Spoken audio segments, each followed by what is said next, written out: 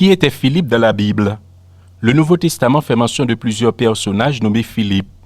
Philippe, l'un des fils d'Hérode le Grand, premier époux d'Hérodias et frère d'Hérode Antipas.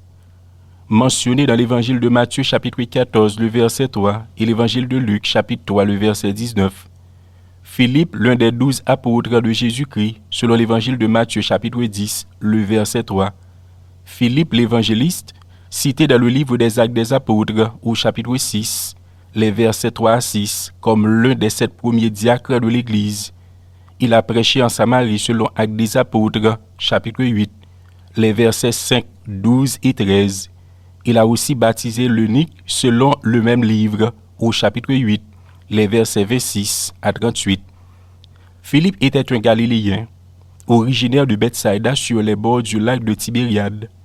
Il était un disciple de Jean-Baptiste avant de rencontrer Jésus-Christ à Béthanie, au bord du Jourdain dans le baptême de Jean.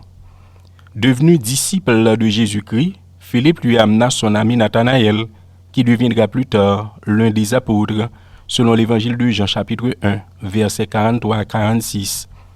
Au moment où Jésus-Christ allait accomplir le miracle de la multiplication des pains, dans l'évangile de Jean, au chapitre 6, versets 5 à 7, il mit Philippe à l'épreuve en lui demandant « Où acheterons-nous des pains pour que ces gens aient à manger ?»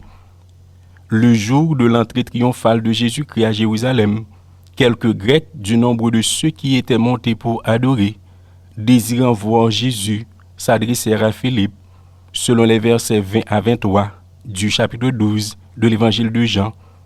Dans ce même évangile, au chapitre 14, les versets 8 à 12, Philippe demande à Jésus de leur montrer le Père. Philippe exprima le désir de voir le Père sous une forme théophanique, en ignorant que Jésus est l'image visible et tangible du Dieu invisible. Il nous révèle complètement la personne de Dieu.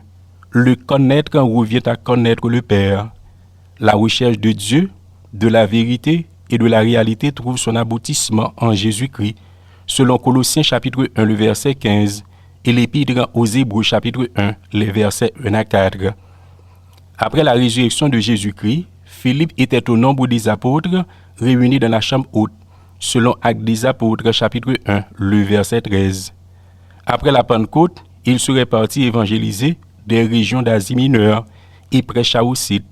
En Syrie, il séjourne à Émèse et à Hiérapolis de Syrie, où il réalise des miracles.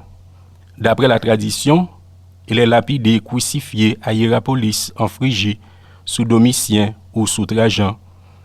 Heureux serez-vous lorsque les hommes vous haïront, lorsqu'on vous chassera, vous outragera, et qu'on rejettera votre nom comme infâme à cause du Fils de l'homme. Réjouissez-vous en ce jour-là et tressaillez d'allégresse, parce que votre récompense sera grande dans le ciel, car c'est ainsi que leur Père traitait les prophètes.